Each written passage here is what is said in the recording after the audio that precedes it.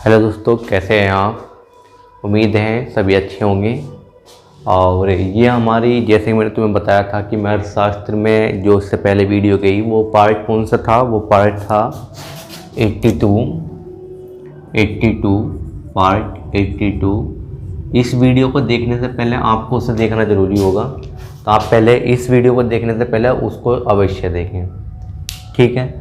तो मैं तुम्हें बताया था कि मैं उसका इस वीडियो का दूसरा पार्ट लेकर आऊँगा, तो ये उसका सेकंड पार्ट है। मतलब ये पार्ट कौन सा है, 83 है, ठीक है।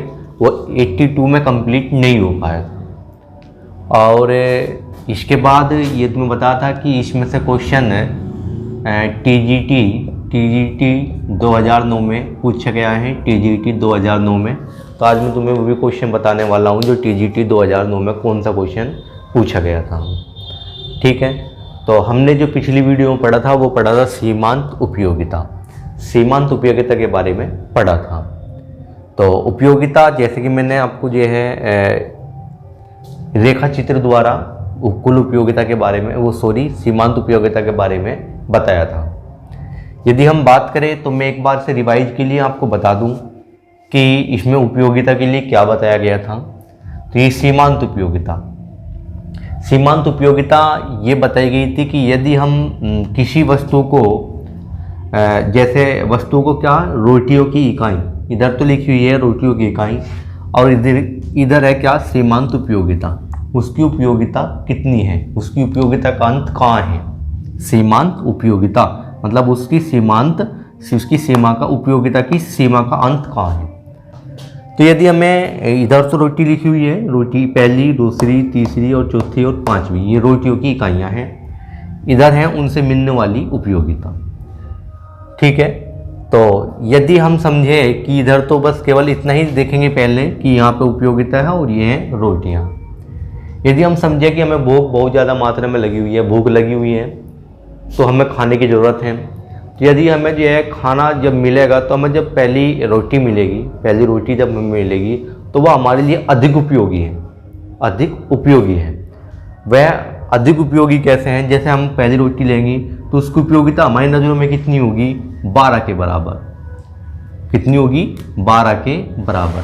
जैसे ही हम उस रोटी को खाएंगे और दूसरी रोटी को लेने की कोशिश करेंगे या रोटी लेंगे, तो वो क्या है, हमारी जो उपयोगिता है वो कम हो जाएगी। कितनी हो जाएगी, पहले कितने की थी, 12 की, पर अब उपयोगिता कितनी हो जाएगी, उपयोगिता हो जाएगी 8 की। उपयोगिता कितनी हुई, 8। जैसे हमने फिर तीसरी रोटी खाई, तीसरी रोटी ली, तो वो क्या हुआ, उसकी उपयोगिता फिर घट जाएगी, वो कितनी हो जाएगी, 4। तो जैसे ही हम फिर नेक्स्ट लेंगे, चौथी रोटी लेंगे, तो उपयोगिता कितनी हो जाएगी, 2। और यदि हम पांचवी रोटी खाते हैं तो हमारी उपयोगिता क्या हो जाती है, सीमा उपयोगिता जो है वो कैसे हो जाती है, 0। अब हमारी जो है उसकी उपयोगिता क्या है, 0 है। क्योंकि अब इसे खाने के बाद अब हमें रोटी की आवश्यकता नहीं है। हम पूर्ण संतुष्ट बिंदु कहलाता है। यहाँ पे जो है सीमांत उपयोगिता क्या हो जाती है, 0 हो जाती है। सीमा का अंत हो जाता है, उपयोगिता का अंत हो जाता है। अब हमारे लिए रोटी देंगे तो हमारे लिए कोई उपयोगी नहीं है, क्योंकि हम यहाँ पे जो है पूर्ण रूप से छक चुके हैं, खाना में पूर्ण रूप से छक चुके हैं। पांचवी रोटी खाते ही तो उपयोगिता क्या हो गई, 0 हो गई। यदि फिर हमने फिर खाई खाना, मतलब ऐसा होता है कि हम जो है हमें जो है किसी न कारण से शादी में चले गए, कुछ भी कारण हो सकता है कि रोटी हमने कैसे न कैसे स्वाद में जैसे भी एक रोटी एक्स्ट्रा खाई, मतलब हम 5 रोटी में छक चुके थे, तो 6ठी रोटी खाई, तो रोटी कहीं में जाएगी, हमारी माइनस में चली जाएगी। वो बताया था मैंने तुम्हें माइनस में कैसे जाएगी। इसके बाद यदि हम 7वीं रोटी भी खा लेंगे तो वो -4, तो वो माइनस में चली जाएगी, -4। कैसे, इसका एग्जाम्पल बताया था। यदि हम शादी में जाने के बाद खाना ज़्यादा खा लेते हैं किसी कारण से, तो या वो एक स्वाभाविक ही है, वहाँ पर ज़्यादा खाया जाता है, क्योंकि सबकी चॉइस रहती है कि सारे खाने को घूम जाए तो ज़्यादा खा लिया जाता है। जैसे ज़्यादा खा लिया जाता है तो क्या होता है, शाम के टाइम ये तो भूख कम लगती है, या फिर क्या होता है, कम लगती है या फिर नहीं लगती। शाम को हम खाना पसंद नहीं करते। वो कारण यही है कि हमने छकने के बाद, जब हम पूर्ण संतुष्ट हो गए थे, तब भी हमने वस्तु का उपभोग किया, तब भी हमने खाना खाया, तो वो खाना क्या में चला गया, हमारा माइनस में चला गया। ठीक है, तो ये बात हमने उसमें कल सीखी थी। तो यदि हम यहाँ से बात करें, यहाँ से यहाँ तक का, देखो 3 चीज उसमें बताई गई थी कि यदि हम यहाँ से यहाँ तक की बात करें तो उपयोगिता कैसी है, धनात्मक है। उपयोगिता कैसी है, धनात्मक उपयोगिता है, प्लस में है। यदि हम यहाँ पे बात करें तो ये क्या है, पूर्ण संतुष्ट बिंदु। हम यहाँ पे पूर्ण रूप से छक चुके हैं, ये पूर्ण संतुष्ट बिंदु है। इसके बाद यदि हमने फिर वस्तु का उपभोग किया तो वो क्या में चली गई, वो माइनस में चली गई। तो वो कौन सी है, ये वाली बताई थी, ये वाली जो नीचे चली गई ये है ऋणात्मक उपयोगिता, ये माइनस में चली गई। ठीक है, तो ये बात उसमें बताई गई थी। हमने कल सीखा था क्या, सीमांत उपयोगिता। आज सीखेंगे कुल उपयोगिता, कुल उपयोगिता या कुल सीमांत उपयोगिता। सीमांत उपयोगिता इधर होगी और कुल सीमांत उपयोगिता इधर होगी। तो इसमें देखते हैं कुल सीमांत उपयोगिता और सीमांत उपयोगिता, इसमें से ही क्वेश्चन टीजीटी में पूछा गया है। ठीक है, मैं आगे जब ये कंप्लीट करूंगा तो आपको बता दूंगा कैसे पूछा गया और कैसे पूछा जा सकता है। यदि हम उपयोगिता की बात करें, अभी हम सीमांत उपयोगिता को इस तालिका में समझेंगे। इसी जो रेखा चित्र में बना हुआ है यही सब कुछ यहाँ पे पुट किया हुआ है, यही सब कुछ लिखा हुआ है। इधर लिखी है रोटियां, ये रोटियों की इकाइयां हैं। इधर लिखी है उनसे मिलने वाली उपयोगिता, पहले प्लस में है, फिर क्या में है, नीचे माइनस में है, और यहाँ पे क्या है, पूर्ण संतुष्ट बिंदु आ जाता है। कुल उपयोगिता कैसी, वो उपयोगिता कैसे हो जाती है, शून्य। सीमांत उपयोगिता शून्य होती है। देखते हैं कैसे। जब हमें पहली रोटी मिली थी, तो उपयोगिता कितने के बराबर थी, 12 के। दूसरी रोटी मिली तो उपयोगिता कितने के बराबर हुई, 8 के। तीसरी मिली तो उपयोगिता कितने के बराबर हुई थी, 4 के। फिर जब 5वीं रोटी मिली तो कैसी होगी थी उपयोगिता, शून्य। उपयोगिता कैसी होगी थी, शून्य। जैसे 5वीं रोटी मिली तो उपयोगिता कितनी हुई, शून्य। तो यदि हम यहां से यहां तक की बात करें तो उपयोगिता कैसी है, प्लस में है। यदि हम यहां पे बात करें तो उपयोगिता कैसी होगी, 0। यदि हम 6वीं रोटी खाते हैं तो उपयोगिता कैसी हो जाती है, -2। और यदि फिर 7वीं भी खाई तो कैसी हो जाएगी, -4। ठीक है, तो ये थी हमारी क्या, सीमांत उपयोगिता। यही बात हमने इसमें पढ़ी है, ये चीज समझी है हमने तालिका में।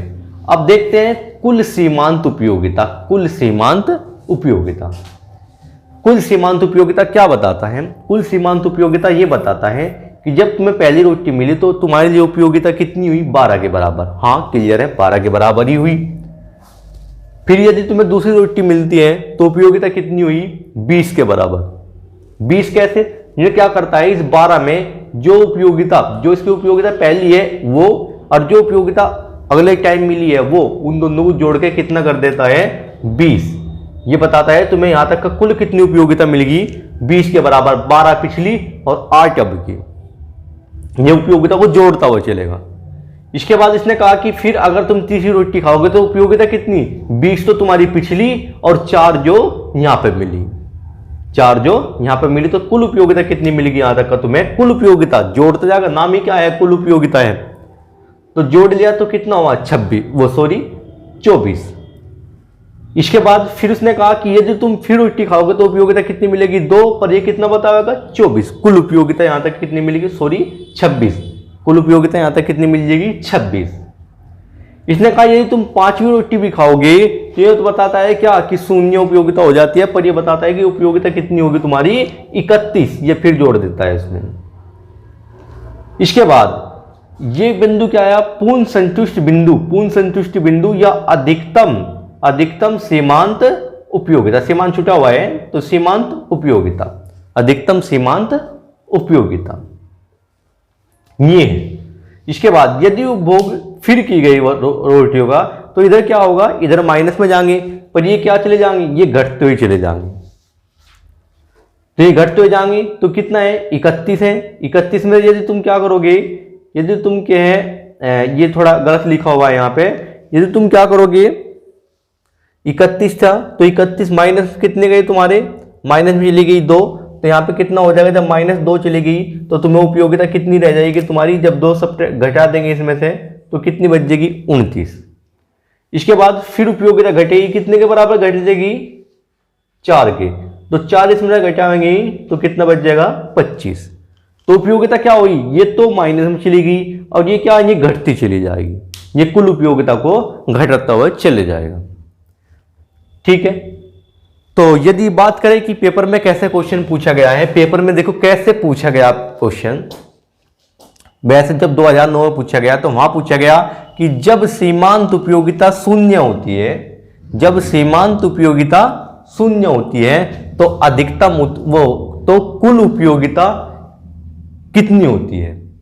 तो वहां 4 ऑप्शन थे, अधिकतम या फिर शून्य या बराबर या इनमें से कोई नहीं। तो यहां पे जो है जहां पे सीमांत उपयोगिता शून्य होती है तो कुल उपयोगिता कैसी होगी, कुल उपयोगिता अधिकतम होती है, इससे अधिक नहीं होने की। अधिकतम कितनी हुई, 31। इसके बाद उपयोगिता क्या चली जाएगी, घटती हुई चली जाएगी। जहां सीमांत उपयोगिता शून्य होती है कुल उपयोगिता क्या होती है, अधिकतम होती है। यह क्वेश्चन पूछा गया था। दूसरा क्वेश्चन पूछे का आंसर जा सकता है। दूसरा क्वेश्चन, जहां सीमांत उपयोगिता ऋणात्मक होती है तो वहां कुल उपयोगिता घटती जाती है या फिर बढ़ती जाती है या कोई प्रभाव नहीं डलता। तो क्या होता है, जहां पर सीमांत उपयोगिता क्या होती है, ऋणात्मक होती है, तो ये क्या है, ये घटती हुई चलती है। ठीक है, तो वहां से घटती चलती है, घटते क्रम में होती है। जहां ऋणात्मक है वहां एक घटती हुई जाती है। ठीक, तो यहां से भी क्वेश्चन पूछा जा सकता है। तो ये वाली दोनों बात इंपॉर्टेंट है। एक तो ये कौन सी कि जहां पर सीमांत शून्य है तो वहां अधिकतम है, जहां ऋणात्मक है तो वहां क्या है, घटता क्रम है किसका, कुल सीमांत उपयोगिता का। ठीक है, तो ये था एक क्वेश्चन, इसके बारे में आज डिस्कस करा कि सीमांत उपयोगिता और क्या है कुल उपयोगिता में क्या संबंध है, क्या विशेष बात है, ये बारे में हमने आज के बारे में समझा। तो उम्मीद है आपको मेरे द्वारा किया गया प्रयास अच्छा लगा होगा। तो आप इसके जो है कमेंट करके अवश्य बताएं और इसे जो है सब राइट डाउन कर लेंगे। इस वीडियो को देखने से पहले मैंने आपको बताया था पहली वीडियो अवश्य देख लें।